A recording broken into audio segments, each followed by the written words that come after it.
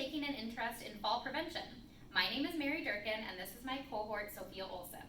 We are both registered nurses working on the Cardiac Progressive Unit, otherwise known as 6CD. As you know, patient falls are a big topic in healthcare, and we are very excited to share our research with you. As bedside nurses, first and foremost, our motivation for this project was improving patient safety and patient outcomes. At the beginning of our project, we conducted a literature review to find out what scholarly evidence there was to prevent patient falls. A literature search using the PubMed database was performed for articles concerning in-hospital fall prevention programs. A fall not only affects staff and the hospital, but most importantly, it can cause harm to the patient. When a patient falls, it can range anywhere from a small injury to even patient death. Research shows that brain injuries after patient falls can be common and can lead to the patient losing independence, resulting in them discharging to a facility instead of back home. This is a lifelong complication that this individual now needs to cope with for the rest of his or her life. Clearly, we found motivation from this information to focus our energy on decreasing the number of patients that this could potentially happen to. The purpose of this project is to research ways to prevent falls on a cardiac-specific medical surgical unit, with a focus on improving employee education.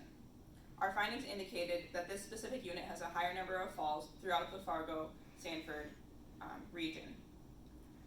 It was decided that to improve patient safety, a study should be conducted to minimize falls on the unit. We conducted a 150-day plan to gather data. After discussion with our departmental leadership, it was decided that this project was feasible and that 5 months of data collection would be adequate to analyze. Our timeline is as follows. In April, data collection was initiated using a collection of fall defect tools. We then added a different huddle topic every week for a month on fall prevention facts to educate our employees.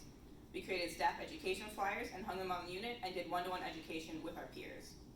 Finally, we worked with leadership and the department education coordinator to research what the new employee orientation process consisted of for fall prevention.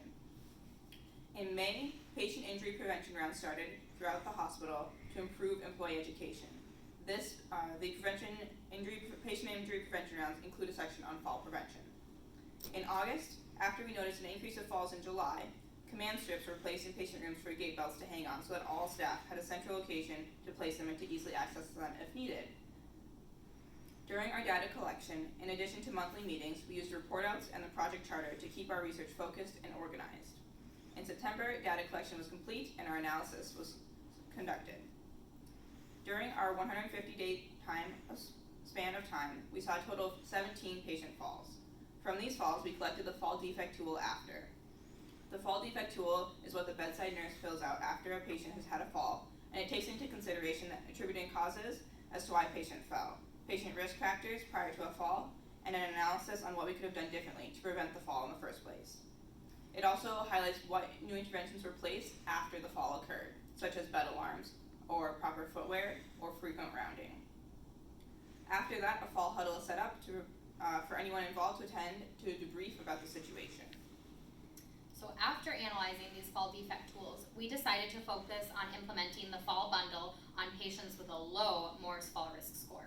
So the low Morse fall risk score is anywhere from 25 to 50.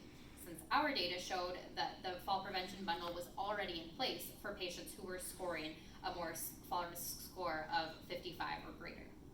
So the Morse fall risk score is defined as a rapid and simple method of assessing a patient's likelihood of following.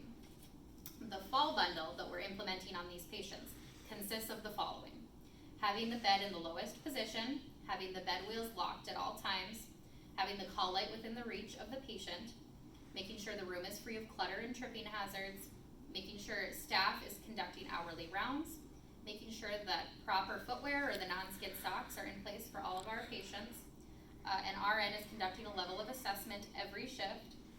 The fall risk is marked on the whiteboard, so we know what patients are, if they're a low or a high fall risk. Making sure that there's a gate belt in the room, making sure the bed and chair alarm are on for appropriate patients. We're inviting family members to stay to help reduce falls, making sure that there's a yellow band on the patient's wrist if they have a high fall risk, and then making sure that we are ambulating the patients 3 times a day and using that progressive mobility. PT, OT is often consulted in these patients, and then we need to make sure that they have their sensory devices in place, such as glasses or hearing aids. This information was discussed in our daily huddle so that all staff members were informed to implement the fall bundle on these low fall risk patients, in addition to using the fall bundle on the high fall risk patients. I conducted random fall prevention rounds on the unit to assess how well the unit was doing with this, in addition to the PIP rounds that Sophia talked about earlier that the charge nurse is doing daily with staff. During our analysis, we found that to improve efforts to prevent patient falls in the future, we will work with our leadership members, including the unit manager, the unit director, and the department education coordinator, to change the methods of employee education in the orientation process. Because it was found that PCT and nurse orientation handbooks only include one checkbox for all of the fall prevention techniques. Our next step is to work with leadership to change the orientation handbooks to include separate checkboxes for each fall prevention technique for both PCTs and nurses. This way we can ensure that every staff member is adequately educated on every possible way to prevent a fall. Obviously, we want to decrease the number of patient falls hospital-wide.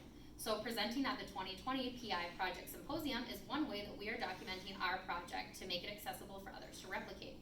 It is our hope that others learn from our findings and are then able to take some of this information back to their work setting to improve patient safety and decrease patient falls hospital-wide. In addition, speaking at the Sanford Fall Prevention Committee meeting is another way that we are discussing our findings.